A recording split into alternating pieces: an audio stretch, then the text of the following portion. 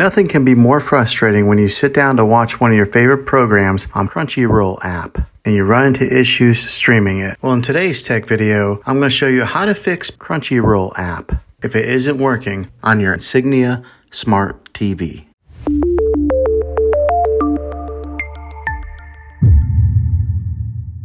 Let's see if we can fix your problems and get your Crunchyroll app back up and running as quickly as possible. The first one, it's the easiest one to try, and that's to unplug your TV from the wall outlet and wait 60 seconds. Now don't be impatient here, wait the whole 60 seconds, then plug it back in. This is very different from turning your TV on and off with your remote control. This is what we call a hard reset of your TV, so make sure you do this method. If that doesn't work, then find your router that is giving you Wi-Fi and unplug the power to that for 60 seconds. Then plug it back in. If it fixes it, great. If not, let's go ahead and move on to the next method. Try deleting Crunchyroll app on your TV. Go to wherever the apps are located on your system and remove the app altogether. Then reinstall Crunchyroll app again. After you reinstall it, you might have to log back in with all of your credentials, but hopefully this will work. And if that doesn't work, then I recommend buying an affordable Roku stick, Fire Stick, or Apple TV 4K and plug that into your TV and use that as your main streaming player. And you'll be able to access Crunchyroll app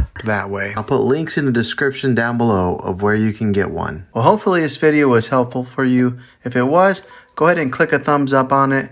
Go ahead and subscribe to my channel. I make tech videos all the time, and I would love to have you back in the next one. Take care.